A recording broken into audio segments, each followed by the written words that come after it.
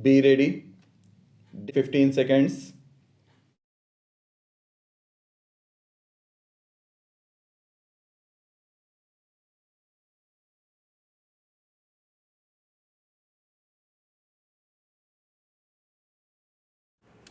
Honorable Mr. Speaker, Sir, even when I look at that time, I am addressing you. Now comes the question of criteria. The economic criteria of the various communities were taken into consideration by the Mandal Commission. So far as the question of individuals benefiting from reservations is concerned, once an individual benefits from it, then his or her children should not benefit from reservations. I would like to ask who has made such a demand. Has any backward class demanded it? Has anyone belonging to scheduled caste demanded it? But they do not have any group. Had there been any collective demands, they would have also sat under a tent on the boat club as others do even for petty demands. They have never demanded anything. But there are classes who do not have any problem. But even then, they are given facilities and concessions. It is just like giving an injection to a healthy man. Truly speaking, even if some of them might have succeeded in becoming officer, collector or superintendent of police, people belonging to this class would have dared to approach the police station to lodge their complaint. We want to break their morale. What else do we want to do? If a few of them whose forefathers could not even dream of imparting education to their children have been able to give good education to their children, the vested interests say it should be stopped. Does that mean that at best this class should provide peons and no officers? Now that something is being done for the upliftment of the scheduled castes, scheduled tribes, and the backward classes, the vested interests think that they should be crushed so that their economic conditions remain same and they are able to give bare minimum education to their children. Consequently, they will fill up only class 4 and class 3 posts. They want to keep them away from getting top education. This is true. I agree with Sri Indrajit Gupta. There is an apprehension that those who have got good education among these classes would one day become strong and powerful and will capture all spheres of activities.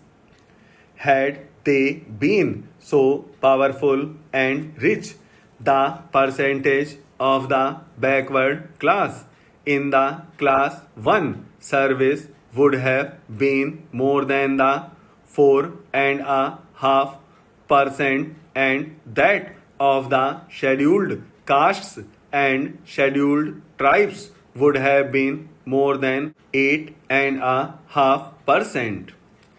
Despite all efforts, we have not been able to achieve much.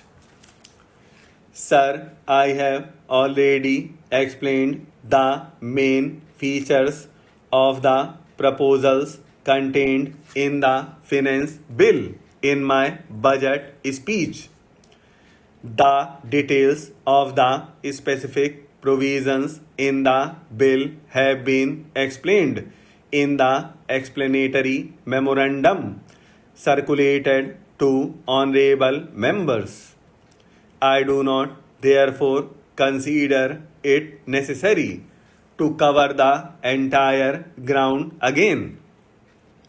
The finance bill has been before the honorable members for nearly 8 weeks. During the debate on the budget, various suggestions have been put forward by honorable members with regard to the proposals contained in the bill.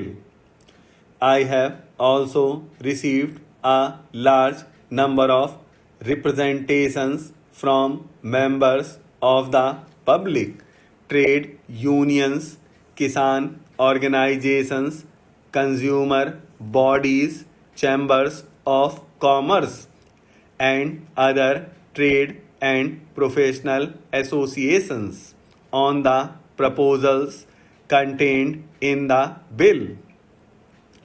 I take this opportunity of expressing my gratitude to honorable members and to all others who have studied the proposals carefully and have made constructive suggestions.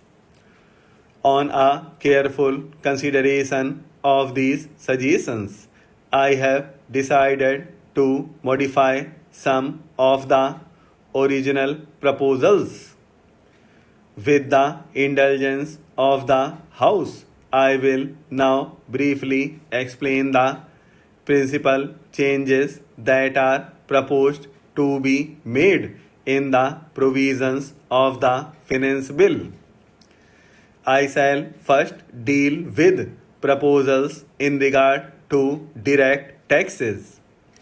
In recognition of their special role in our economy, cooperative societies have a somewhat favorable tax regime with substantial exemptions and deductions as laid down in Section 80P of the Income Tax Act. They are also allowed a standard deduction of rupees 40,000 in the case of consumer cooperative societies and rupees 20,000 in the case of other societies. Besides, they are subjected to a graduated scale of tax with a minimum of 15% and a maximum of 40%.